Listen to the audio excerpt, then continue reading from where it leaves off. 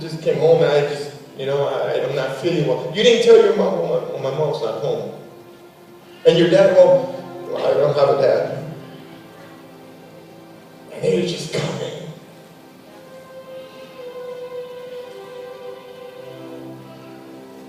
We are so good to criticize, assume, and to argue. But we are terrible at lifting each other up and complimenting and loving each other. We are terrible at it. I gotta keep going, verse 17. Then she gave Jacob the delicious meal, including freshly baked bread. So Jacob took the food to his father. My father, he said. Yes, my son. Isaac answered. Who are you? Esau or Jacob? Uh-oh. We got a problem. Verse 19. Jacob replied, it's Esau, your firstborn. He was lying. I've done as you told me. Here's the wild game. Now sit up and eat so that you can give me your blessing. Verse 20. Isaac asked, how did you find it so quickly, my son? The dad knew what was going on. Blind and old, but he smelled something fishy. Look what he says in verse 20. Isaac said, how did you find it so quickly, my son? He says, the Lord God put it in my path, Jacob replied. Verse 21. Then Isaac said to Jacob, come closer so that I can touch you. And I can make sure that you really are Esau. So can you imagine what it says in 22? So Jacob went closer to his father. And Isaac touched him. The voice is Jacob's, but the hands are Esau's. Isaac said, verse 23, but he did not recognize Jacob because Jacob's hands felt hairy just like Esau's. So Isaac prepared to bless Jacob. He says, let me touch you. I can't see you, and your voice sounds like your brother, but let me touch you. And I'm sure at this point he's like, oh God, I hope this plan of mom putting goat skin on me worked. And he begins to touch him. And he says, your voice sounds like your older brother, or your other brother, excuse me. But your skin feels like Esau. So he prepared to bless him. How many times, parents, have we tried to do whatever to get an approval from a parent? We compare report cards. Look what I did. But mom and dad favor. They favor the other one. Because he is smarter, because he is stronger, because he is cuter, because he looks like me. Just to get the attention, which is what our parents and what our kids today are screaming for, just to get some attention. They'll do whatever. They'll forge report cards so they can see something. But I can tell you right now, there are parents right now that don't even have a clue how their kids are doing in school. I'm just getting warmed up. It's going to get wild in here in just a minute. I know you're saying, why is he so calm today? I'm trying to set you up. Can I go deeper? And we call it ADD. Attention Deficit Disorder. It is ADD. They lack the attention. They're seeking the attention. So they run around like crazy folks. And we look at him and think, this stupid little kid doesn't want to calm down. And some of you laugh, but you know that I'm saying a kind word to compare the words that we use. I'm trying to talk about foundation today. I'm trying to improve your house. I'm not here to sell you a carpet or get your curtains or get your Wi-Fi surround sound. I'm trying to tell you that when you have God's love in your house, it doesn't matter if you live in the tent, honey. It doesn't matter if you live in the backseat of your car. God can, oh God, let me preach you up in here. God can do what he can do. He's a God of restoration. He's a God of redemption. But we need to watch out what we're doing, church. ADD. They're seeking this attention and they're lacking it, and so why? That's why they do this crazy thing that they do. Well, at least mom will take me to the doctor. Some attention. Any attention is some attention. That's why some kids get in trouble, because at least he's going to get mom and dad's attention. Oh, church, man, help me here. And so Isaac, he isn't sure, but he sees the voice. He touches him. And he puts on this skin here, and he touches him. Why? Because the father, parents, dads, the father needed to touch his son. Stay with me. The voice wasn't enough. For him to say, I am Esau, wasn't enough. He says, I need to touch you. We live in society where touch has been taken away from us. Can I preach? You see, touch communicates warmth, affirmation, attention, and affection. The absence of touch can produce loneliness, resentment, and insecurity. Ask why our youth are insecure. Ask why our youth are feeling these symptoms of depression, why they're going through these issues of loneliness and insecurity. Ask why. It's not because dad didn't buy them this or dad didn't buy them that, or they don't live here, or they don't. It's because there is no touch. Touch, touch, touch. Touch is so powerful, and the devil perverted touch. Let me break it down for you. Relationships. When you're dating, you can keep your hands off each other. I'm not going to go into sexercise, so don't worry about it. But when you were dating, I'll never forget when you're dating, you just wanted to touch. You know, when you were sitting next to each other, just rubbing against the leg.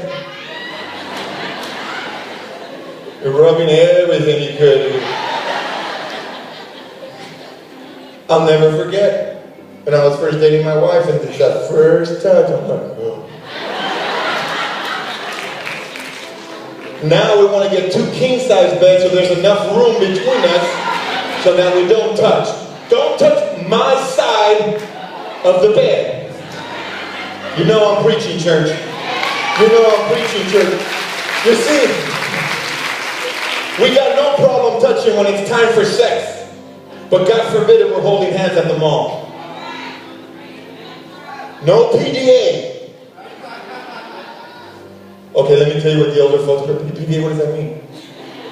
You say it. Honey, don't touch me here.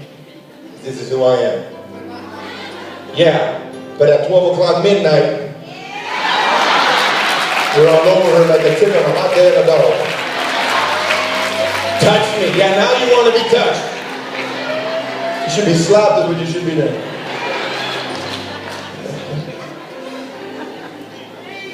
God forbid. Touch. Men, this is us. We sometimes are afraid to touch. But like I said, when we're dating, remember what I told you, you pet your dog, not your date. Don't do it. Don't do it. Don't do it. Can I go deeper? School. We can't touch students at school. Don't touch a student. Don't touch a student because something can happen. It's sexual harassment or it's assault. Do you know that I got a new thermometer at school as a nurse that allows me to take their temperature without touching them? I run it right here, and you know what the students do? They want me to touch them. So no, stay right there. I can just zap you from right here. And it uses laser about 4 inches away from the forehead, and it tells me what their temperature is without them touching. And the youth freak out because they're ready to put something in their mouth, something in their ear. They are used to the touch to check temperature. But now, I can't touch you, because if I touch you, it's sexual harassment. And some of the kids, I love to scare them, because they don't even know about the new thermometer yet. And so I get them, and I zap them, they're like, what is that? Sweetie, you're pregnant. What?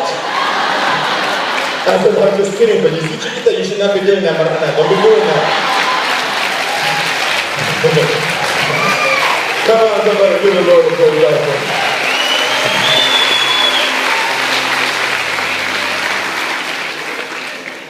And to get on a serious note here, touch is so, we can't touch, but something that I learned and something that I started seeing here working at the district, like I'm telling you, is that I see a lot of regulars. I see a lot of regulars.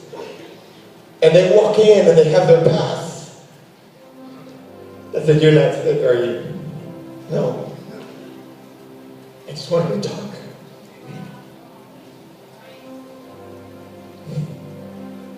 Our kids are broken. Our kids are hurting. They're not sick, they just want attention. I wish I could hug them all. But I have to be very careful not to cross certain lines. And they walk in. Well, can you take my temperature? I don't want to go home, I just wanted to get out of class. I just need some time. Some of them just come in and just think, can I just lay down here for a couple of minutes? They're broken, they're bleeding. They don't know what they're going to go home to. They're not worried about mom or dad because mom and dad is not even there. You think they're worried about a science project? Do you really think they care about some test that Texas puts out? Do you think they're thinking about a GPA or what math problem? Honey, they got bigger problems than that. They have no home, there's no foundation. And so they seek the drugs and they seek to get high and they seek all this stuff because there is no foundation. And then we, as society, we can't get near them because we'll get sued. The devil has done such a great job of perverting touch. And we're in a social media world where we can connect with anybody at any time. I hear my son at 2 o'clock in the morning playing Xbox with some guy in China. I'm like, how do you know Chinese? I don't. And they're playing miles and miles away, and we think we are so connected, but we are the most disconnected generation ever. For we have lost the art of sitting at a table at dinner, getting hands together and praying and saying, thank you, Lord, for the food that's on this table. We don't even do that anymore. We don't even do that anymore. We're so disconnected. Why? Because the cell phone has to be with us every time we eat. And you have son checking his status, and you have mom checking her Twitter account, and you have dad checking work and Facebook. Let's eat.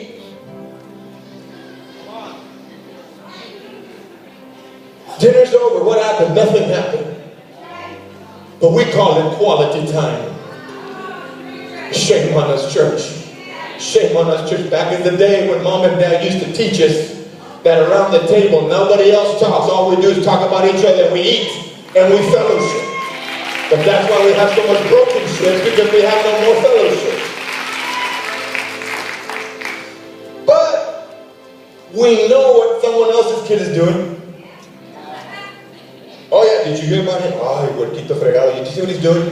We know what every child is doing. We know what everybody's doing, because social media keeps us on tap to tell us who we need to follow, who we need to shoot, who's a selfie, who's that, where is she doing, where is she going? Did you hear about that? Did you hear about that? We know what everybody's kid and everybody's family is doing, but we don't even know what ours are doing. And we don't even know what we're doing. We're in everybody's business, but don't even know how to handle our own. Everybody in the family has a phone, but we don't even speak to each other. Am I preaching to somebody today? They call them smartphones, but it's causing us to make dumb choices. We sleep in the same house, but live like we're miles away. Disconnected. Broken foundations. I gotta keep going. Verse 24. But are you really my son, Esau? He asked. Yes, I am, Jacob replied. Then Isaac said, now my son, bring me the wild game. Let me eat it, and then I will give you my blessing. So Jacob took the food to his father, and Isaac ate it. He also drank the wine that Jacob served him. Verse 26, then Isaac said to Jacob, please come a little closer and kiss me, my son. Verse 27, so Jacob went over and kissed him. And when Isaac caught the smell of his clothes, remember they were his brother's clothes, he was finally convinced, and he blessed his son. He said, the smell of my son is like the smell of the outdoors, which the Lord has blessed.